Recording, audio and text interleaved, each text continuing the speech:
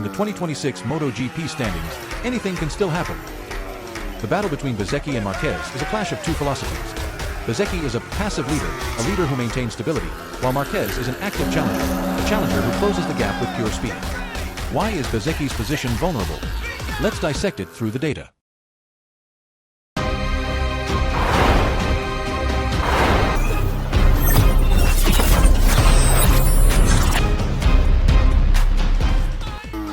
Up until the 9th round, Bzeki was the epitome of consistency. Although Marquez often appeared faster, Bzeki led by 180 points. The data shows Sunday race domination. Bzeki recorded 4 wins and 6 podiums in 9 main races. He was the benchmark this season, winning nearly 50% of the races. Strategy: he plays a game of chess, accumulating points little by little without incident, unlike other racers who often win or fall. Marquez anomaly: high risk, high reward. In contrast, looking at Marquez's data, who is in 5th place with 115 points. Sprint race: Marquez is the king of the sprint with 3 wins, the most on the grid. Sunday race: however, in Sunday's race, he only has 1 win and 1 podium. Interpretation: this proves that Marquez plays like a poker player. He has the best pace, but often experiences DNFs, do not finish, or accidents. Marquez plays for dominance, while Bzeki plays for points. Jorge Martin's threat and Marquez's rise. If we look at the statistics for second place, Jorge Martin minus 15 points. Martin has 1 win and 4 podiums, with a consistent last 3 positions trend, -2, Bzeki's position, now increasingly under threat as Marquez and Ducati are starting to find their sweet spot. If Marquez stops making mistakes, Bzeki will have no answer to hold his pace. Why is Bzeki's position so vulnerable? There are 3 fundamental reasons why this position is not yet safe. 1. Points trend: Bzeki is stagnant. If he doesn't add to his podiums, he's relying solely on his opponent's mistakes. Marquez, with 7 total podiums, the most in the group, is in a momentum-accelerating phase. 2. The Marquez factor effect.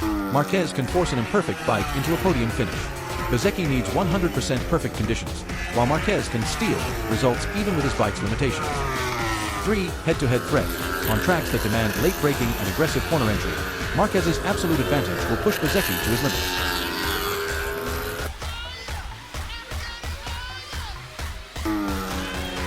The remaining rounds factor. MotoGP has a brutal point system. With 13 rounds remaining, a 40-point gap isn't a dead end. 37 points.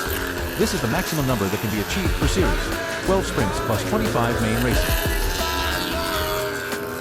Domino effect. If Bzeki has just 1 bad weekend, DNF sprint plus DNF Sunday, the 40-point gap could be reduced to 3 points in just 1 weekend.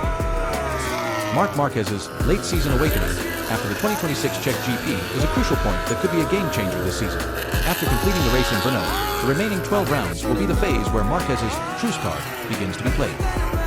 Here's Trackside Post-GP's technical analysis on why this post-Brno phase could be a gateway to Marquez's revival. Technological shifts in bike development. After round 9, Czech, Ducati Lenovo typically has gathered enough data to conduct a mid-season spec update. Engine mapping and power delivery. After Brno, Ducati will likely implement a new, more refined engine mapping for Marquez. If Marquez's main issues in the main race were tire management and engine temperature, this update will be key. Aerodynamics.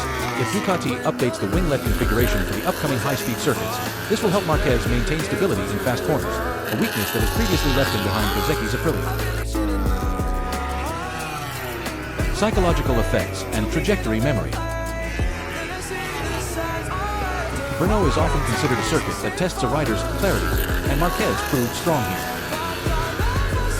Mental reversal.